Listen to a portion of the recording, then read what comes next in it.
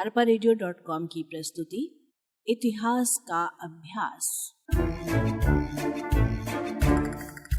वाचक स्वर श्वेता पांडे। भारतीय राष्ट्रीय कांग्रेस की पूर्ववर्ती संस्थाएं, भाग 2। भारतीय राष्ट्रीय कांग्रेस के कार्य। भारतीय राष्ट्रीय कांग्रेस द्वारा 1885 से 1905 ईस्वी के मध्य भारतीय जनता के लिए किए गए कार्य इस प्रकार हैं। पहला, सामाजिक सुधार के कार्य। भारतीय राष्ट्रीय कांग्रेस के माध्यम से नेताओं ने सर्वप्रथम देश में सामाजिक सुधारों के माध्यम से एक परिवर्तन की रूपरेखा तैयार की। इस हेतु जाति भेदभाव को समाप्त करने, स्त्रियों की दशा में सुधार करने व अशिक्षा को दूर करने का प्रयास किया गया। पहला, कांग्रेस ने सरकार से देश में बढ़ती हुई बेकारी और गरीबी पर चिंता प्रकट की। दूसरा, स्त्रियों की शिक्षा पर जोर दिया गया। तीसरा, भारतीयों को संकीर्ण विचारधारा से अर्थात जाति पाति से दूर रहने तथा परस्पर सहयोग करने पर बल दिया गया। चौथा, समाज सुधार हेतु कानून बनाने का आह्वान किया गया। पांचवा, समाचार पत्रों पर लगाए गए प्रतिबंध को समाप्त करने पर जोर दिया गया। दूसरा, राजनीतिक सुधार के कार्य। 1885 से 1905 ईस्वी के मध्य कांग्रेस ब्रिटिश सरकार से राजनीतिक क्षेत्र में सुधार हेतु निवेदन करती रही। कांग्रेस के द्वारा नागरिकों को अधिक अधिकार प्रदान किए जाने का निवेदन किया जाता रहा। पहला, गवर्नर जनरल की परिषद में भारतीयों को शामिल करने का निवेदन किया गया।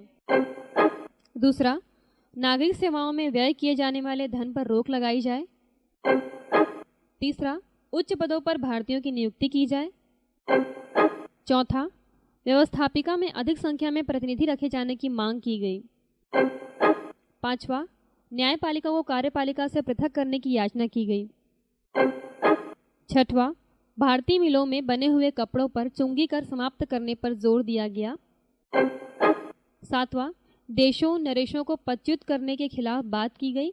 सरकार से कहा गया कि जब तक खुली अदालत से आरोप प्रमाणित न हो जाए, किसी भी देशी नरेश को गद्दी से न उतारा जाए।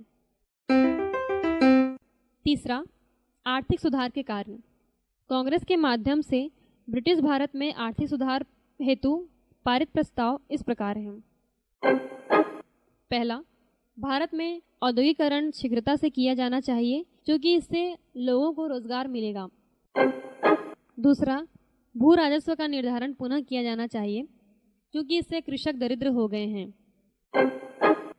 तीसरा, भारत से इंग्लैंड भेजे जाने वाले धन पर रोक लगाई जानी चाहिए। चौथा, सैन्य संगठन पर व्यय की जाने वाली राशि में कमी की जानी चाहिए। चौथा, नागरिकों की स्वतंत्रता हेतु प्रस्ताव। कांग्रेस के वरिष्ठ नेतागण ब्रिटिश भारत के नागरिकों को अत्यधिक सुविधा मुहैया कराने का निरंतर प्रयास कर रहे थे। प्रस्ताव इस प्रकार थे। पहला, भारतीयों पर किए जाने वाले अत्याचार पर रोक लगाई जाए। दूसरा, न्यायालय का विस्तार करके न्याय व्यवस्था सुचारू बनाई जाए। तीसरा, ऑफिशियल सीक्रेट एक्ट को नागरिकों की स्वतंत्रता के विरुद्ध माना गया। चौथा, भारतीयों की नियुक्ति के समय किए जाने वाले पक्षपात के विरुद्ध प्रस्ताव पारित किया गया। पांचवा, स्वदेशी प्रचार को सुदूर ग्रामों के लोगों तक पहुंचाया गया। इस प्रकार हम कह सकते हैं कि भारतीय राष्ट्रीय कांग्रेस का 1885 ईस्वी से 1905 ईस्वी का काल उदारवादी काल माना जाता है, क्योंकि इस समय कांग्रेस से जुड़े लोगों ने निवेदन या याचना के माध्यम से भारतीय समाज में सुधार हेतु प्रयत्न किए। भारतीय राष्ट्रीय कांग्रेस की उपलब्धियां। पहला, राष्ट्रवाद की भावना का प्रचार।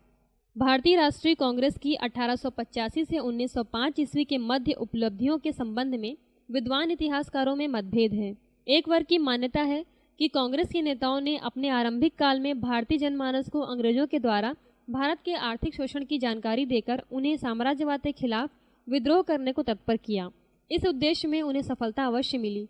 यही वजह है कि 1905 ईस्वी के आगे कांग्रेस के नेतृत्व में आस्था व्यक्त करने वाले लोगों की संख्या में अभूतपूर्व वृद्धि हुई। इसके विपरीत इतिहासकारों के दूसरे वर्ग की मान्यता है कि भारतीय राष्ट्रीय कांग्रेस के आरंभिक काल में केवल निवेदन का दौर चला, जिससे कोई उपलब्धि हासिल नहीं हो सकी। जबकि अंग्रेजों द्वारा भारतीयों का आर्थिक शोषण निरंतर जारी रहा। प्रोफेसर विपिन चंद्र की मान्यता है कि उन्होंने जनता में जनतंत्र और नागरिक स्वतंत्रता के विचारों को प्रचारित किया। भारतीय राष्ट्रीय कांग्रेस के आरंभिक काल का मूल्यांकन करते समय हमें यह नहीं भूलना चाहिए कि इस दौर के नेताओं ने पहली बार अशिक्षित और रूढ़िवादी जनमानस के चिंतन में चेतना जगाई और एक आधार तैयार किया। इसी आधार पर आगे चलकर कांग्रेस में जन आंदोलन का सूत्रपात किया। इस काल में कांग्रेस की उपलब्धियां इस प्रकार थीं। पहला, कांग्रेस ने भारतीय जनता में साम्राज्यवादी अंग्रेजों के विरुद्ध राष्ट्रवाद की भावना का प्रचार किया। इस अभियान में वे सफल रहे। दूसरा, भारतवर्ष में पृथक पृथक रूप में बन रहे संगठनों के विरुद्ध राष्ट्रीय स्तर पर एक संगठन तैयार किया, जिसमें सभी प्रांत के समान विचारधारा वाले लोगों को जोड़ा गया।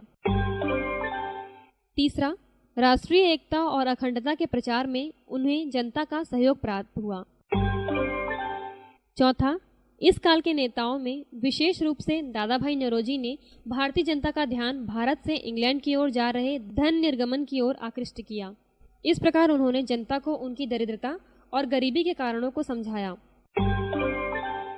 पांचवा, भारतीय राष्ट्रीय कांग्रेस के आरंभिक काल में नेताओं ने अंतर्राष्ट्रीय स्तर पर साम्राज्यवादियों के विरुद्ध भारतीय जनता से सहयोग करने का निवेदन किया। इसमें उन्हें आंशिक सफलता भी मिली। दूसरा, संवैधानिक सुधार। भारतीय राष्ट्रीय कांग्रेस की स्थापना के साथ ही राष्ट्रवादियों का ध्यान भारत के शासन में संवैधानिक सुधार की ओर गया। इसके बावजूद कुछ वर्षों तक वे शासन के साथ सहयोग करते रहे। इस काल में उन्होंने सरकार का ध्यान कुछ ऐसे विषयों की ओर आकृष्ट किया जो साधारण कहे जा सकते थे। आरंभिक दौर के नेतागण इस बात से सहमत थे कि अत्यधिक उग्र होने से कांग्रेस को कोई लाभ नहीं मिलने वाला है। 1892 ईस्वी तक विद्यार्थी परिषदों के विस्तार और उनमें सुधार की मांग करते रहे। कांग्रेस की मांगों के कारण ही 1892 ईस्वी में विद्यार्थी परिषद और प्रांतीय परिषदों की संख्या में वृद्धि की गई। इसके बावजूद भारतीय सदस्यों की संख्या न्यून ही थी। कांग्रेस चाहती थी कि भारतीयों के प्रदत्त अधिकारों में वृद्धि हो, विशेषकर सार्वजनिक संपत्ति पर भारतीयों का अधिकार होना चाहिए। इस हेतु कांग्रेस ने एक नारा दिया था, प्रतिनिधित्व नहीं तो कर नहीं। इस दौर में लोकतांत्रिक कांग्रेस ने स्वराज्य या स्वशासन की मांग 1905 ईस्वी के मध्य कांग्रेस के माध्यम से ही भारत में संवैधानिक सुधार की दिशा में कोई उल्लेखनीय उपलब्धि नहीं मिली। तीसरा, प्रशासनिक सुधार। भारतीय राष्ट्रीय कांग्रेस ने प्रशासनिक क्षेत्र में अनेक मांगे रखी। इनमें प्रमुख रूप से उच्च पदों पर भारतीयों की नियुक्ति तथा शासकीय सेवा में नियुक्ति के संबंध में होने वाले भेदभाव की समाप्ति हेतु प्रयास किया जाना था। क्योंकि उच्च पदों पर अंग्रेजों की नियुक्ति की जाती थी, जिन्हें अधिक वेतन प्रदान किया जाता था। इतना ही नहीं, ये अधिकारी प्राप्त वेतन को इंग्लैंड भेज दिया करते थे। इससे भारतीय धन में निरंतर कमी हो रही थी। इसके विपरीत भारतीयों का वेतन बहुत कम रखा जाता था। इसी प्रकार राष्ट्रवादियों ने शिक्षा के प्रसार हेतु विद्यालय खोलने व तकनीकी शिक्षा प्रदान किए जाने की मांग रखी। कांग्रेस ने जोरदार शब्दों में जनता हेतु अनेक कल्याणकारी कार्य प्रारंभ करने का निवेदन किया। इससे लाखों बेकार श्रमिक मजदूरों को काम मिलेगा, क्योंकि भारतीय मजदूर काम की तलाश में विदेश जाने लगे थे, जहां उनका अत्यधिक शोषण किया जाता था। दक्षिण भारत, वेस्ट इंडीज, मॉरिशस में उन्हें काम मिल जाता था। कांग्रेस के नेतागण प्रशासनिक सुधार के तहत यह भी चाहते थे कि न्यायपालिका को कार्यपालिका से पृथक रखा जाए, क्योंकि इससे भारतीयों पर अत्याचार व जुल्म बढ़ रहे थे। इसके अतिरिक्त न्यायपालिका के निर्णय में अत्यधिक विलंब होने से खर्च बहुत होता था। बहरहाल प्रशासन के विभिन्न क्षेत्रों में सुधार हेतु कांग्रेस ने पहल की, जिसका संबंध आम नागरिकों से था और नागरिक पीड़ित थे। चौथा, नागरिक अधिकारों की सुरक्षा। भारतीय राष्ट्रीय कांग्रेस के आरंभिक वर्षों में कांग्रेस के नेता नागरिकों के अधिकारों के प्रति अत्यधिक सतर्क थे। इस हेतु वे भाषण, समाचार पत्रों, साहित्य व लेखों के माध्यम से अपने विचारों को जनता तक पहुंचाने का काम करते थे। इन वर्षों में कांग्रेस ने कभी भी लोकतंत्र की स्थापना हेतु प्रयास नहीं किया। यही वजह है कि ब्रिटिश सरकार अपने अध्यादेशों के माध्यम से जब भी नागरिकों के अधिकारों के ऊपर प्रहार करती थी, कांग्रेस के माध्यम से उसका खुलकर विरोध किया जाता था। इसका प्रभाव भारतीय जनता पर पड़ रहा था। कांग्रेस की नीतियों के दूरगामी प्रभाव का आकलन कर ब्रिटिश सरकार कांग्रेस के कार्यकर्ता व नेताओं पर भी जुल्म ढाने लगी थी। जैसे 1897 ईस्वी में बाल गंगाधर तिलक को गिरफ्तार कर लिया गया था, चूँकि वह सरकार की नीतियों के विरुद्ध जनता को भड़का रहे थे। इसी प्रकार अनेक लोगों को गिरफ्तार कर उन्हें सजा दी गई। अतः हम देखते हैं कि कांग्रेस सदैव नागरिक अधिकारों की रक्षा हेतु प्रयत्नशील रही। कांग्रेस की पद्धतियां 1885 ईस्वी से 1905 ईस्वी तक भारतीय राष्ट्रीय कांग्रेस उदारवादी लोगों के नेतृत्व में बनी रही। ये नेतागण कानून या नियम में बनकर कार्य करते रहे। यह शायद आवश्यक भी था। यदि कांग्रेस सीधे आक्रामक रवैया अपना लेती तो पूरे देश में व्यापक जनाधार बनना असंभव था।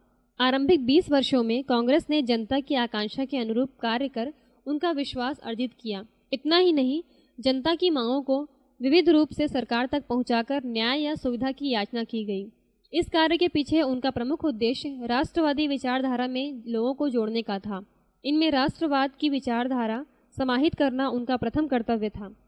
एक बार जस्टिस रानाडे ने एक प्रार्थना पत्र के संदर्भ में कहा था कि आप अपने देश के इतिहास में हमारे स्थान को नहीं समझते। यह स्मरण पत्र कहने को सरकार के नाम से संबोधित है, वास्तव में यह जनता को संबोधित है, ताकि वह यह जान सके कि इन विषयों पर कैसे विचार करना चाहिए।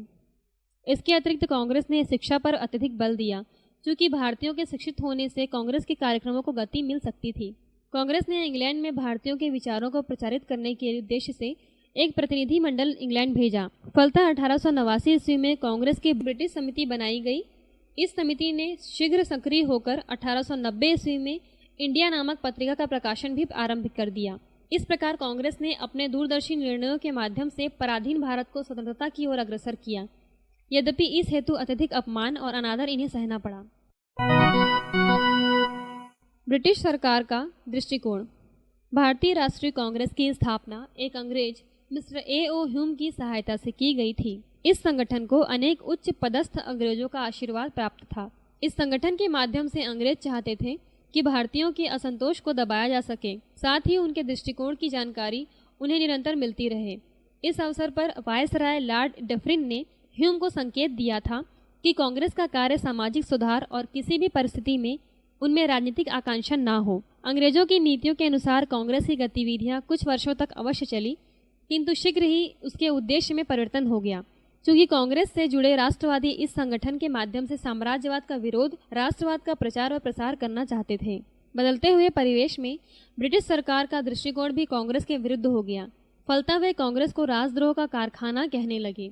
लॉर्ड कर्जन ने 1890 ईस्वी में कहा था कि भारतीय राष्ट्रीय कांग्रेस का महल चरमरा रहा है और भारत में रहते हुए मेरी मुख्य महत्वाकांक्षा यह है कि शांति के साथ इसे मरने में सहयोग दे सकूं।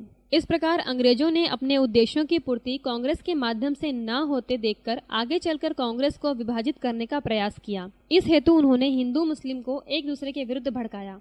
उनका कार्य सर सैयद अहमद खां के द्वारा आंशिक रूप से सफल भी हुआ। बावजूद इसके कांग्रेस की योजनाओं को क्रियान्वित करने से नहीं रोका जा सका। निष्कर्ष में हम यह कह सकते हैं कि अंग्रेजों ने जिस प्रकार फूट डालो और राज्य करो की नीति के माध्यम से विशाल भारत को पराजित कर राजनीतिक प्रभुत्व प्राप्त किया, ठीक उसी प्रकार कांग्रेस से जुड़े हुए लोगों के बीच वैचारिक मतभेद निर्मित कर कांग्रेस को तोड़ने का प्रयास किया गया, किंतु इस प्रयास में वे असफल रहे।